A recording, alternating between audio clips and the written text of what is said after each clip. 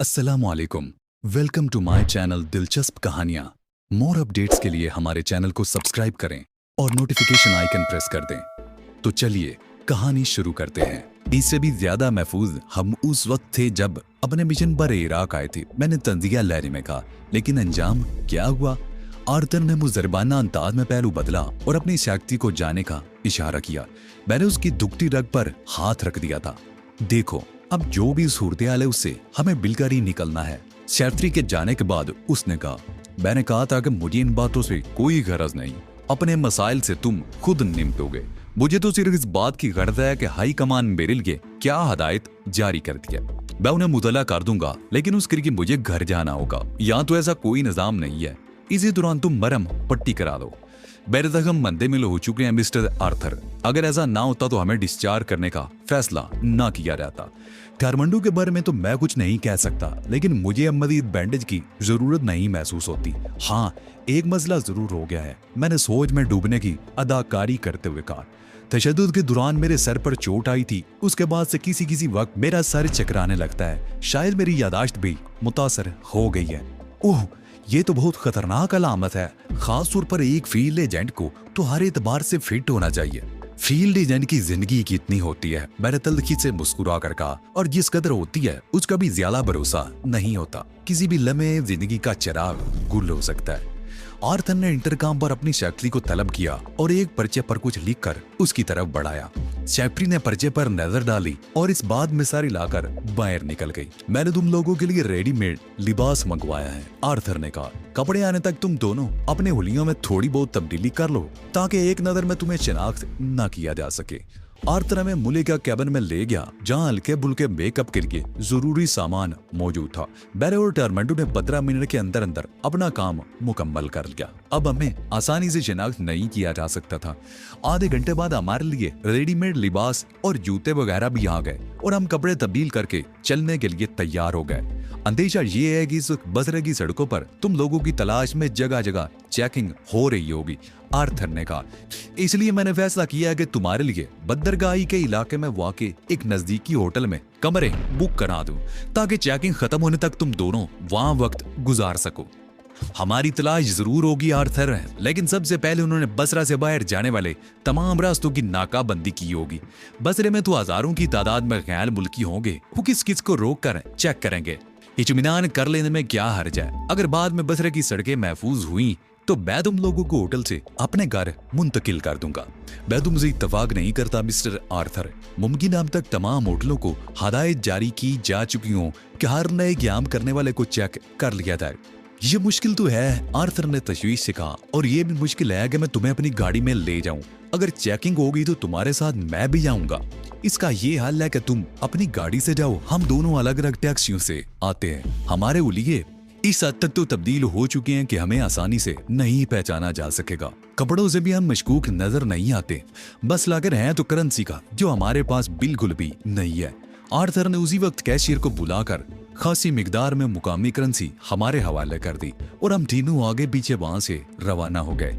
Arthur ने इस मामले में खासी राजदारी बरती थी और उसे अपने स्टाफ के किसी आदमी को भी ये हवा तक लगने नहीं दी थी कि वो हमें अपने घर ले जा रहा है। मैं अपने मकसद में कामयाब रहा था। वो अपने स्टाफ की तरफ से शकूक शुबात का शिकार हो गया था। मदरा की सड़कों पर ट्रैफिक रवां दवां थी।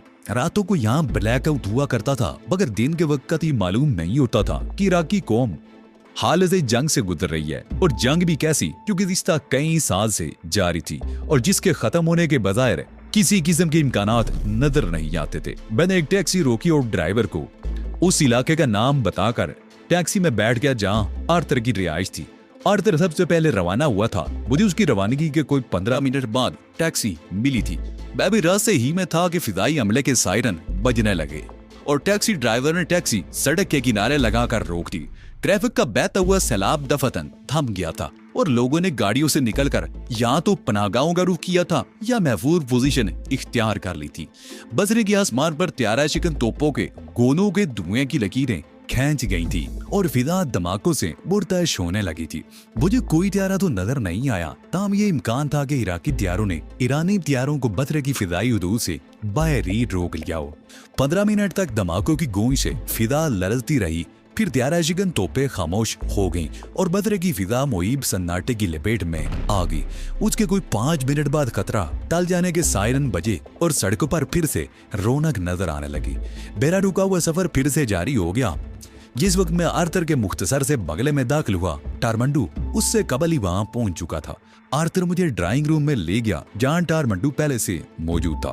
मैंने तुम दोनों से मुतल्लक हाई कमान को मुतल्ला कर दिया है, आर्थर ने मुझसे कहा, और अब मुझे उनके जवाब का इंतजार है।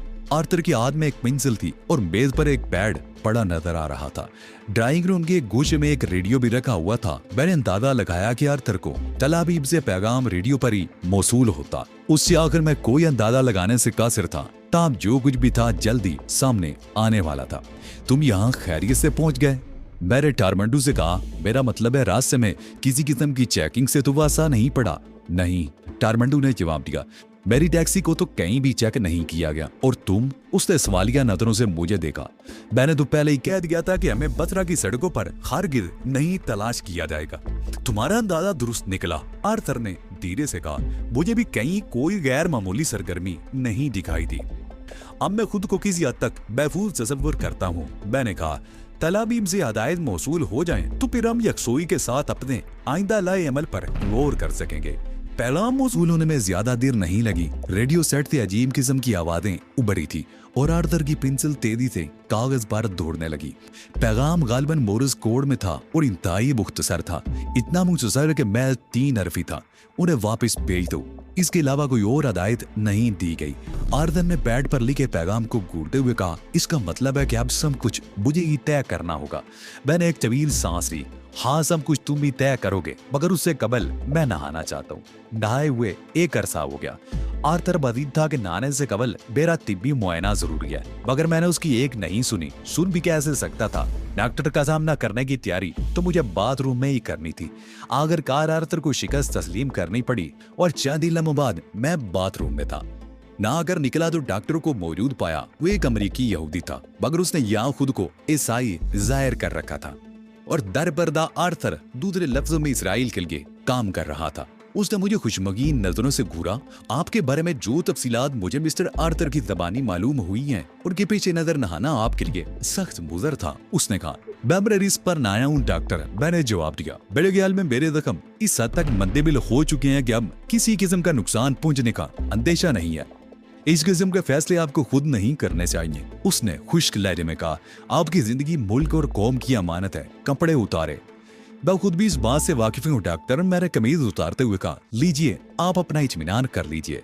नहाने के बाद मैंने अपनी कमर पर एक मखसूस लोशन मल लिया था जो मुझे कर्नल नोमान ने फराम किया था और जो शुरू ही से मेरे पास मौजूद रहा था। कर्नल नोमान ने बताया कि उसके इस्तेमाल से जिल्द की हुय्यत ऐसी हो जाएगी जैसे कोई चोट ठीक होने के बाद होती है। बाथरूम में नस्ब आईने में मैं उस लोशन का कमाल तो खुद भी देख चुका था। अब वही कमाल डॉक्टर के चेहरे के तासरात के आईने में देखना चाहता था।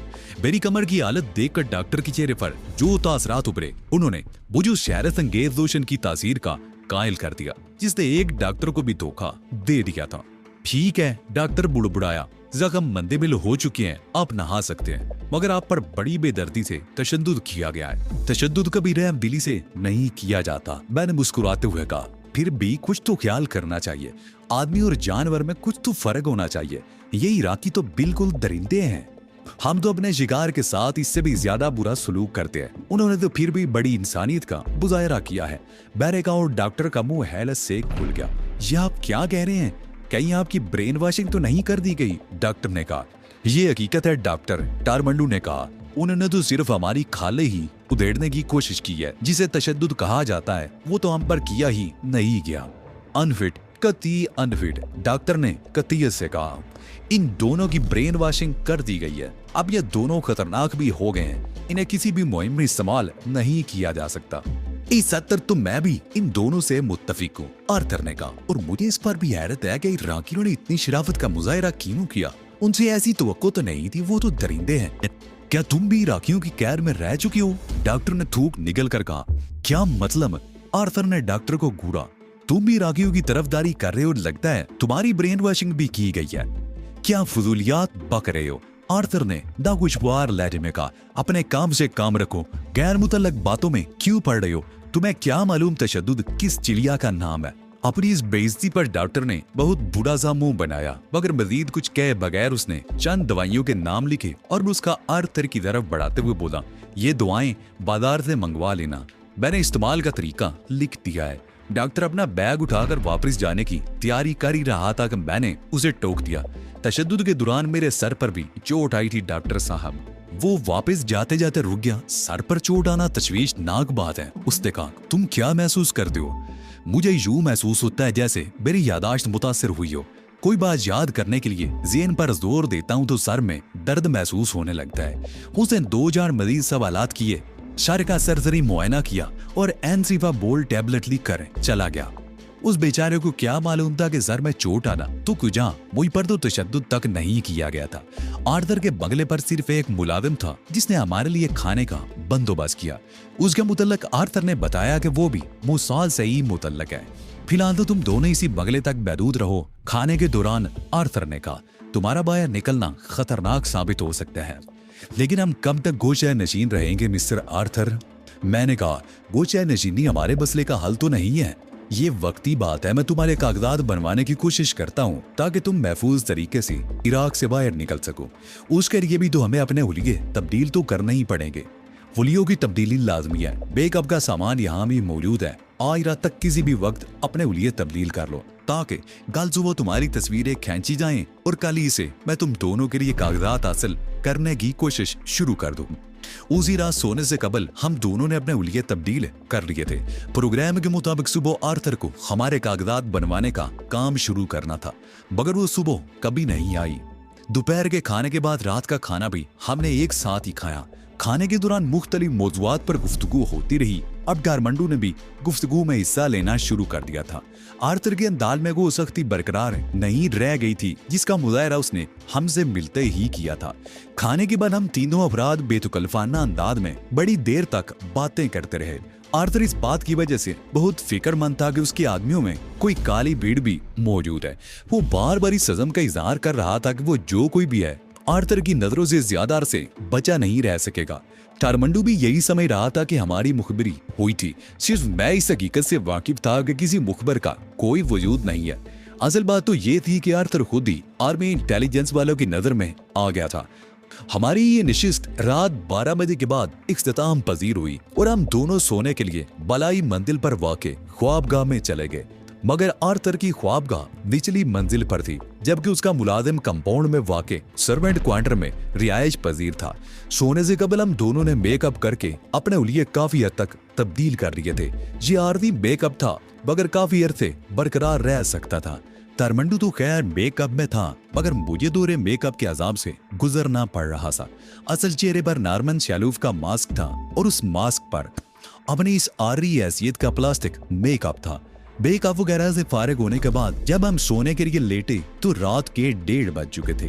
तारमंडू फौरन ही सो गया, मगर मुझे सोने में खासा वक्त लगा। ज़हन पर बहुत से ख्यालात की जलगार थी। मादी की यादें भी थी और मुस्तकबिल के मंसूबे भी।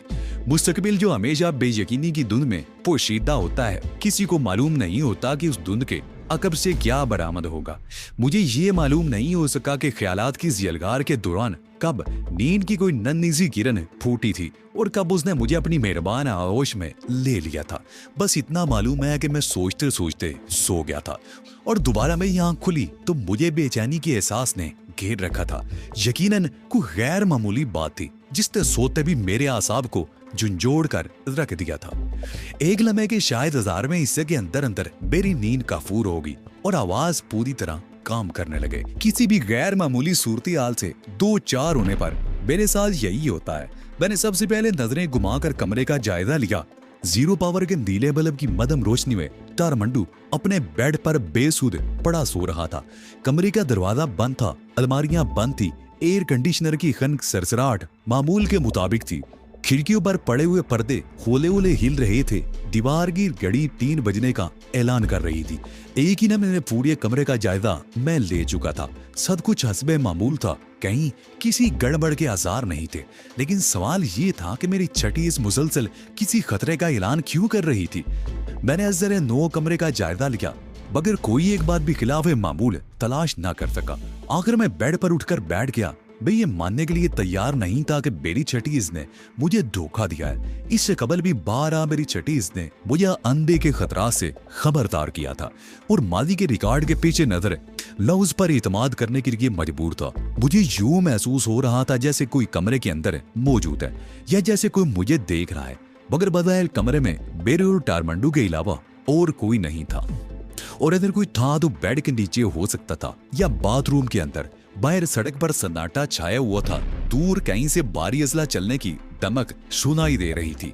लड़ाई बजरा के मुजाफात में हो रही थी और इस किस्म के धमाकों की आवाजें मामूलात में शामिल हो गई थी, इसलिए उन्हें गैर मामूली करार नहीं दिया जा सकता था। एयर कंडीशन की सरसराहट, वाल क्लॉक की टिक टिक भी मामूल की बात थी। टारमंडू सोते में खराटे नहीं लेता था, मगर उसकी गहरी गहरी सांसें लेने की आवाजें भी मेरी समाज से साफ टकरा रही थी। ऐसे में ये यकीन कर लेना मुश्किल ही था कि कमरे में और कोई भी मौजूद है। अगर मौजूद है तो उसे बेड के नीचे छुपने की क्या जरूरत है। मैंने नींद से बेदार होने के बाद हिले जुले बगैर सिर्फ आंखों को गर्दिश देकर कमरे का जायजा लिया था। अगर कोई वहां मौजूद होता तो मेरी नजरों से छुप नहीं सकता था, और एक सोए हुए शख्स से छुपने के लिए बेड के नीचे घुसने तक की भी समय नहीं आती थी।